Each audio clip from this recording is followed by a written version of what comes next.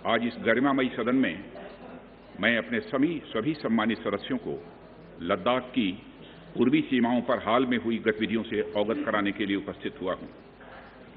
जैसा कि आपको ज्ञात है, हमारे माननीय प्रधानमंत्री श्री नरेंद्र मोदी जी ने हाल ही में लद्दाख का दौरा कर हमारे बहादुर जवानों से मुलाकात की थी एवं उन्हें यह संदेश भी दिया था कि समस्त देशवासी अपने वीर जवानों के साथ खड़े हैं।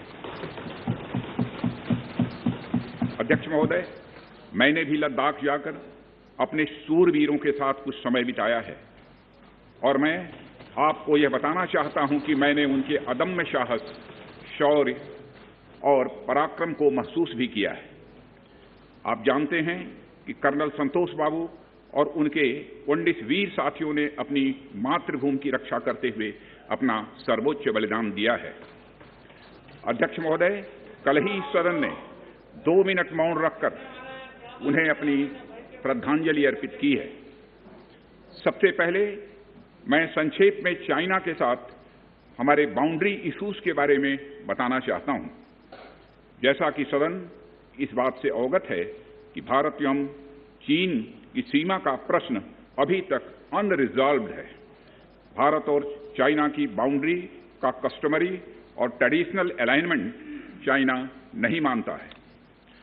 हम यह मानते हैं कि यह अलाइनमेंट वेल एस्टेब्लिश्ड भौगोलिक सिद्धांतों पर आधारित है, जिसकी पुष्टि न केवल ट्रीटीज और एग्रीमेंट द्वारा बल्कि हिस्टोरिक यूजेस के प्रैक्टिसेस द्वारा भी हुई है।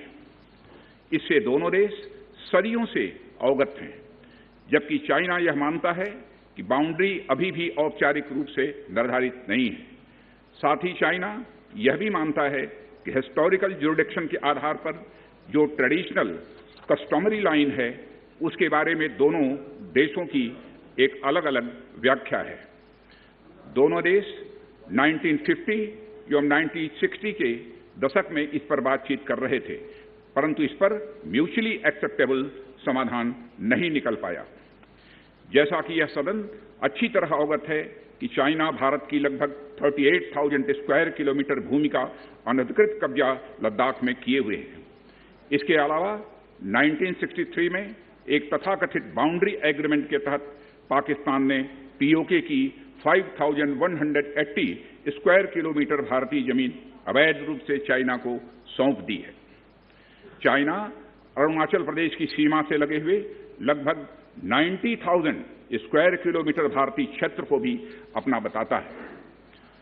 अध्यक्ष महोदय, भारत तथा चाइना दोनों ने औपचारिक तौर पर यह माना है कि सीमा का प्रश्न एक जटिल मुद्दा है, जिसके समाधान के लिए पेशेंस की आवश्यकता है तथा इस इशू का फेयर, रीजनेबल और म्यूचुअली एक्सेप्टेबल समाधान शांतिपूर्ण बातचीत के द्वारा निकाला जाना चाहिए। अंतरिम रूप से दोनों पक्षों ने यह मान लिया है कि सीमा पर पीस और ट्रैंक्विलिटी बहाल रखना बाइलेटरल रिलेशंस को बढ़ाने के लिए यह अत्यंत आवश्यक है। मैं यह भी बताना चाहता हूं कि अभी तक इंडिया चाइना के बॉर्डर एरियाज में commonly delineated line of actual control नहीं है और एलएसी को लेकर दोनों का परसेप्शन अलग अलग है। इसलिए पीस और ट्रैंक्विलिटी बहाल रखने के लिए दोनों देशों के बीच कई तरह के एग्रीमेंट्स और प्रोटोकॉल्स भी हैं। इन समझौतों के तहत दोनों देशों ने यह माना है कि एलएसी पर पीस और ट्रैंक्विलिटी बहाल रखी जाएगी, जिस पर एलएसी की अपनी अपनी रेस्पेक्टिव पोजीशंस और बाउंड्री क्वेश्चन का कोई असर नहीं माना जाएगा। इस आधार पर वर्ष 1988 के बाद से दोनों देशों के बाइलेटरल रिलेशंस में काफी विकास हुआ था। भारत का मानना है कि बाइलेटरल रिलेशंस को विकसित किया जा सकता है तथा साथ ही साथ बाउंड्री मुद्दे के समाधान के बारे में भी चर्चा की जा सकती है।